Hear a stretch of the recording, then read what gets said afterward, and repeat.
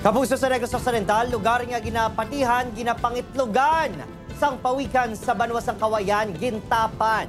DNR Sentro kag Kawayan LGU ginaimbestigahan ang impormasyon nga himo jet ski area ang lugar.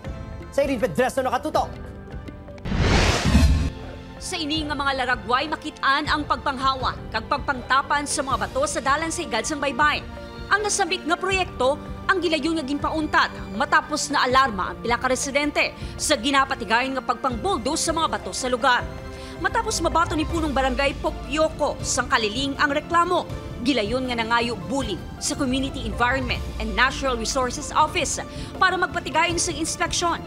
So isa sang residente sa may sitio Bilat, nagpapabalo sa akong nga amo na daan sitwasyon, then ipatawan ko dahil sigida sa mga DNR, lokal sa Kabankalan. Natukiban nga nasabit nga lugar sa diin ginatapan ang mga bato, ginakabig nga nesting o kon breeding site sa mga sea turtles o kon pawikan. Sunod sa Environmental Management Specialist ng Sentro Kabangkalan na si Lucia Salazar, ang lugar ang ginakabig nga conservation area. There are more than 5 records na may pawikan nga nag-ex dyan at saka dyan din na-release. Sa pagpangusisa sa Sentro, ginpahayag nga wala sang gin-issue ng Environmental Compliance Certificate o kung ECC gikan sa DENR ang ginahimo nga development sa lugar. Nakalabot na sa LGU ang reklamo kag magapatigayin man sang investigasyon. Luyag matumod sa LGU kung anong tuyo sang tag-iya sang proyekto bangod wala man inisang business permit to operate.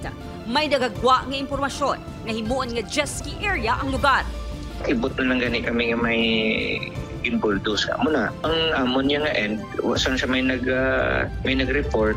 So ginahimuan na lang manamon sa investigation report and then ibalik sa DNR. Gintinguan sa news team nga makuha ang bayin sang tag-iya pero suno sa punong barangay, wala nagatiner ang tag-iya sa lugar kag caretaker sini ang nag-aasikaso sa proyekto.